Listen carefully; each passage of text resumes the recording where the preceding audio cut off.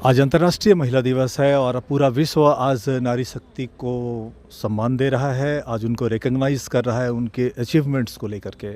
उनकी उपलब्धियों का हम जिक्र करते हैं, लेकिन उनकी सीमाओं, उनकी चुनौतियों पे जिक्र कम होता है।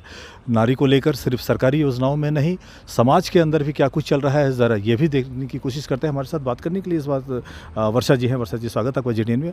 और जो ग्रामीण भारत की जो पृष्ठभूमि है महिलाओं को लेकर के, क्या कुछ चुनौतियाँ हैं नारी जीवन में आज भी, ज़रा बताइए इनकी कुछ। ग्रामीण क्षेत्रों में आज भी महिलाएं को अपने लिए खड़े होने के लिए काफ़ी चुनौतियों का सामना करना पड़ता है।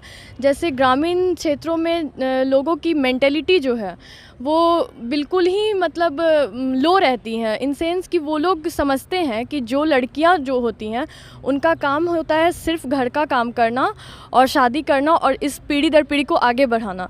लेकिन गांव के क्षेत्रों में भी ऐसी बहुत महिलाएं हैं जो अपने लिए खड़े होना चाहती हैं, इस क्षेत्र से बाहर निकल के अपना भी नाम रोशन करना चाहती हैं। लेकिन उन लोग को ये सब करने में अपने घर के बड़ों से काफ़ी लड़ाइयाँ करनी पड़ती हैं, काफ़ी बातें सुननी पड़ती, काफ़ी चुनौतियों का सामना करना पड़ता है। तो वो एक चीज़ हम और कहना चाह रहे थे कि आज भी लड़कियों को पराया धन समझते हैं, तो कहीं ना कहीं लगता है कि वो जो लड़की का जो एक जीवन है, महिलाओं का जो जीवन है, ये जो सेंस है समाज के अंदर पराया धन वाला, ये कहीं ना कहीं कचोटता है क्या नारी मन को? हाँ, ये तो बहुत कचोटता है क्योंकि बहुत लोग जब बेटी घर में जन्म लेती है तब से यही सोचते हैं कि ये पराया धन है, और यही सोच के वो लोग अपनी बेटी को कभी भी शिक्षा बहुत ज़्यादा नहीं देते हैं, मतलब शिक्षा पे खर्च नहीं करते हैं और किसी भी और चीज़ पे खर्च नहीं करते हैं। वो लोग अपनी बच्ची को मतलब शुरू से ही अपने घर के चार दीवारियों में रखना चाहते हैं और फिर उसको पराया धन कहते हुए एक दूसरे घर में विदा कर देते हैं। मतलब उनका मेंटेलिटी ही ये रहता है कि इस पे हमको कुछ भी खर्च नहीं करना है, इसको सिर्फ इस घर का कामकाज सिखाना है और फिर इसको दूसरे घरों में दे देना है। तो ये काफ़ी बुरा लगता है सुन के कि क्योंकि आज के ज़माने में लड़कियां बहुत आगे बढ़ चुकी हैं हर फील्ड में। मतलब एक एरोप्लेन्स उड़ाने से लेके IPS डॉक्टर, मतलब हर चीज़ में एक महिला काफ़ी ऊंचे ओहदे तक जा चुकी है। तो इस मेंटलिटी को बदलने का बहुत ज़रूरत है। बस एक सवाल मेरे मन में है, आप कॉलेज में हैं, यहाँ पर अभी एजुकेशन ले रही हैं, अगर इस मौके का हम इस रूप में इस्तेमाल करें कि अगर आप सीधा कुछ अगर अपने माता या अपने पिता से कुछ कहना चाहें तो क्या कहेंगे? एक्चुअली मेरी शादी काफ़ी कम उम्र में हो गई, मतलब वो किस्मत कहिए या कोइंसिडेंस कहिए जो भी, मेरी शादी काफ़ी कम समय में हो गई। लेकिन सबसे अच्छी बात ये है कि जहाँ मेरी शादी हुई वहाँ हमारे जो माता पिता, मतलब जो हमारे सास ससुर बने, वो हमको कभी भी डिमोटिवेट नहीं किए। इनफैक्ट वो हमारे पढ़ाई को लेके हमको ये चीज़ बहुत समझाएं कि जितना आगे पढ़ोगी फ्यूचर में तुम्हें ही काम आएगा, तुम्हारे बच्चों को काम आएगा। तो वो हमारे फैमिली बढ़ाने से ज़्यादा प्रायोरिटी हमारे पढ़ाई को, हमारे एजुकेशन को दिए। इस चीज़ में कभी भेदभाव नहीं किए कि हम उनकी बहू है, हम उनकी बेटी नहीं हैं। वर्षा, आप साथी होने से पहले किसी की बेटी भी हैं, आपके हाँ। माता पिता भी हैं। हाँ। शादी से पहले उनका भी एक बड़ा रोल रहा है, क्या उनका कहेंगे भी उनको? बड़ा रोल था। मतलब जब तक हम उनके साथ थे वो हमारा हर चीज़ में काफ़ी सपोर्ट किए, अच्छे से पढ़ाए, उनसे जितना बन पाया उससे ज़्यादा ही हमें पढ़ाए, हमें अच्छा संस्कार दिए। फिर हमारी किस्मत थी जल्दी शादी होना, फिर हमारी शादी हो गई। लेकिन फिर उसके बाद भी हमें इस चीज़ में कोई ऐसी चीज़ महसूस नहीं हुई जिससे मैं ये कहूँ कि नहीं मेरी शादी हो गई है और मैं मायका से ससुराल आ गई हूँ, और किसी भी तरह की कोई भी डिफ़िकल्टीज़ फेस नहीं करनी पड़ी मुझे। धन्यवाद। Thank you. अगर शहरी जीवन में बात करें तो यहाँ भी जो लड़कियाँ हैं, ये जो नारी जीवन है, कशमकश वहाँ भी कम नहीं है। ये सच है कि शहर में अवसर हैं लोगों के पास, जो गार्जियंस यहाँ पर हैं उनके बच्चियों को पढ़ाने के लिए, या जो नारी समाज है शहर के अंदर, उनके पास भी असीम संभावनाएं हैं तरक्की करने के लिए।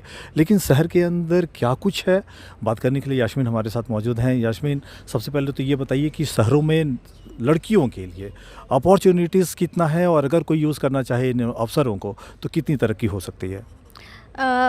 शहरों में अपॉर्चुनिटीज़ देखिए बहुत ही है, ठीक है, जो कि हमारे गांव एरिया में नहीं मिल पाता है। बट ये हमारे पे डिपेंड करता है कि हम इसे कैसे यूटिलाइज़ करें, कैसे इसे यूज़ करें।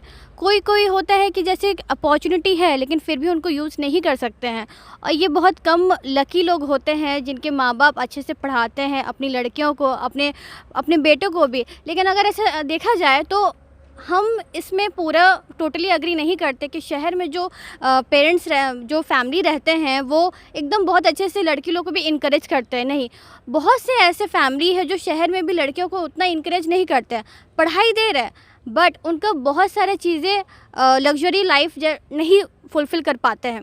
क्योंकि उनको लगता है कि हाँ बस 12th तक पढ़ा दो फिर ग्रेजुएशन करा दो, इट्स ओके फॉर देम।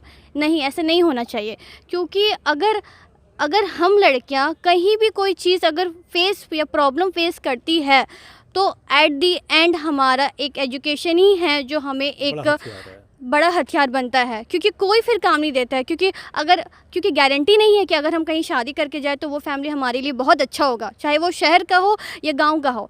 लेकिन अगर कोई फैमिली अगर हमें ट्रीट अच्छे से नहीं करता है इन लॉज वाले, तो हम कहाँ जाएंगे। तो एजुकेशन एक बड़ा बेस है जिस पे कि एजुकेशन रिवाइव किया जा सकता है। बिल्कुल। यास्मीन, आप फैशन कॉन्शियस है? यस। कभी चर्चा होता है शहर के अंदर लड़कियों की पहनावों को लेकर के, टीका टिप्पणी लोग करते हैं, क्या कहना चाहेंगे ऐसे लोगों को लेकर के? लड़कियों का भी कुछ रोल है क्या इसमें? नहीं, लड़कियों लोग का मतलब कि ठीक है, मतलब कि उनको किस नज़र से पहनावा मौलिक अधिकार है। हाँ। लेकिन जो तरीका होना चाहिए, समाज टीका टिप्पणी करता है, तो आपको लगता है क्या कुछ कहना चाहते हैं? आपके मन में क्या है, ज़रा बताइए। अगर हम छोटा पहने, बड़ा पहने, अच्छा पहने, ना पहने, लोगों को लोग वही बोलेंगे जो उनको बोलना रहता है, ठीक है।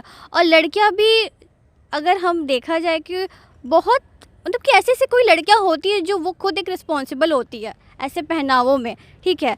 लेकिन ऐसा ज़रूरी नहीं है कि जो लड़की अगर कुछ ऐसा फैशन, कुछ ज़्यादा फैशन का कपड़ा पहन ली तो वो लड़की अच्छी नहीं है या उसके संस्कार अच्छे नहीं है, क्योंकि लोग उसे बहुत ख़राब नज़र से देखते हैं।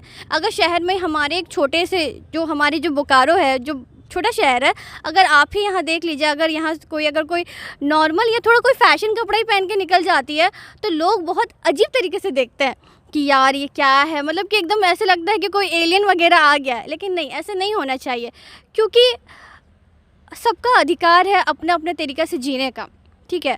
तो अपना एजुकेशन और संस्कार से सबसे ज़्यादा इम्पॉर्टेंट है कि आप अपना सोच इज़ वेरी इंपॉर्टेंट, कि आप अपना अगर सोच अच्छा रखते हैं तो सब चीज़ अच्छा होगा, आपको पॉजिटिव वाइब्स भी मिलेंगे, आप पॉजिटिव थिंक भी करोगे और हर चीज़ आप पॉजिटिव काम भी करोगे। यास्मीन, अंतर्राष्ट्रीय महिला दिवस है, एक सवाल मेरे मन में ये आ रहा है कि कर्नाटक में अभी बहुत कुछ हुआ बुर्का को लेकर के एजुकेशन इंस्टीट्यूट्स में, आपकी टिप्पणी क्या है, क्या कहना चाहेंगे आप? मेरी टिप्पणी इस पे कुछ ज़्यादा नहीं है, बट ठीक। आप सपोर्ट करती हैं बुर्का को, या जो फॉर्मल जो यूनिफॉर्म है, यूनिफॉर्मिलिटी लाने के लिए आप बुर्का का विरोध करेंगी, समर्थन करेंगी, क्या है आपके मन में?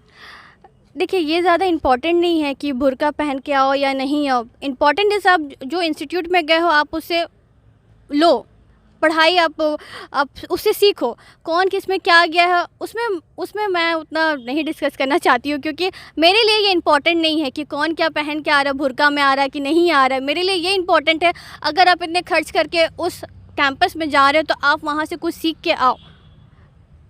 धन्यवाद यास्मीन आपको। Thank you. अंतर्राष्ट्रीय महिला दिवस पे आज बहुत ज़रूरी है कि जो घर की जो बेटियां हैं या जो बेटे हैं उनके बीच में बहुत सारा ऐसा परिवार है जहां डिस्क्रिमिनेशन होता है। क्या कुछ है इसको लेकर के, क्या होता है एक लड़की के मन में जब बेटों को ज़्यादा और बेटियों को कम दिया जाता है? सबसे पहले तो स्वागत आपका JTN पे। सवाल थोड़ा हार्ड हो गया कि कैसा लगता है? लगता सर एक्चुअली होता क्या है ना कि जब ऐसे सिचुएशन में रहते हैं ना तो हम लोग कुछ उसके अगेंस्ट नहीं कर पाते हैं, क्योंकि वहाँ अपने पेरेंट्स होता है।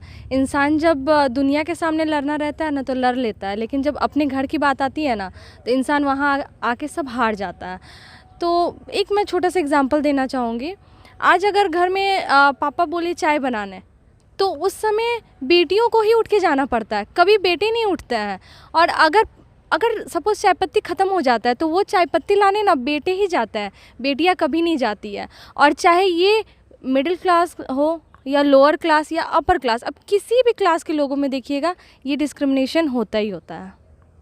एक और चीज़ है कि घर के माहौल के बीच में एक बेटी को कैसा फील होता है जब बेटों को कुछ ज़्यादा दे दिया जाता है, बेटियों को कम मिलता है? मतलब नसीब मान के इसको मान लेना पड़ता है, या लगता है कि गार्जियन के पास सोच नहीं है, गार्जियन उतने विजनरी नहीं है कि इक्वलिटी की बात करें, या उनकी सोच इतनी बड़ी नहीं है कि दोनों के बीच भेद ना करें?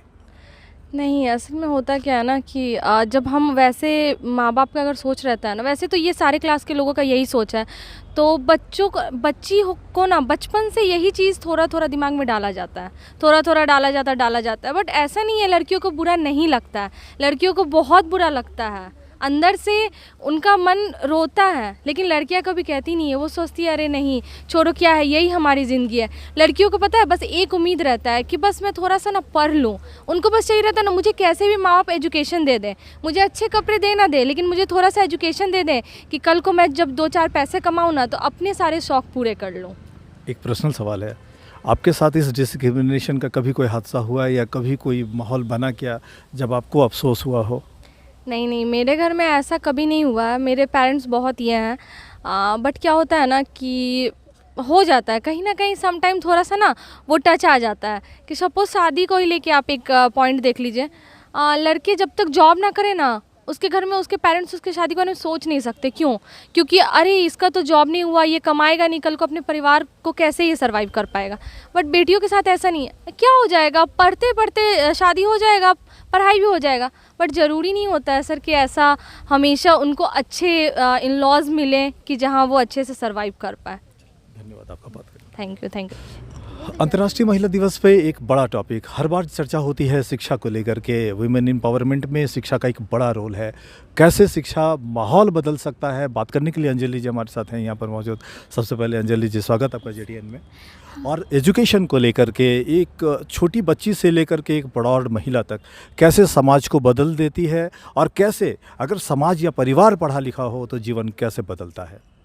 हाँ, तो आज हम आप लोगों को यही नोटिस देना चाहेंगे कि हमें कोई फ़र्क नहीं पड़ता है रूरल और अर्बन से।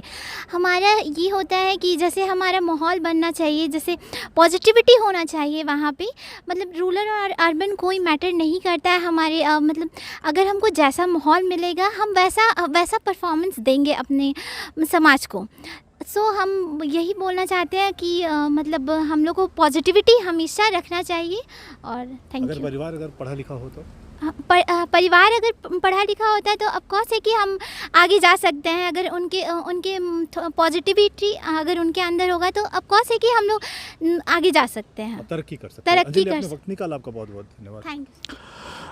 अंतर्राष्ट्रीय महिला दिवस पे हम कुछ लोगों से बातचीत आपकी करवा रहे थे। सारा मामला शिक्षा को लेकर के है, नारी के उत्थान को लेकर के है, वुमेन एम्पावरमेंट को लेकर के है। उसके आधार में है शिक्षा। अगर एक बच्ची अगर शिक्षित होती है तो वो समाज को बेहतर बनाती है, वो शिक्षित समाज बनता है, वो आगे अपने बच्चों को भी पढ़ाती है। जो समाज है वो तरक्की करता है, एक बेहतर समाज बनता है।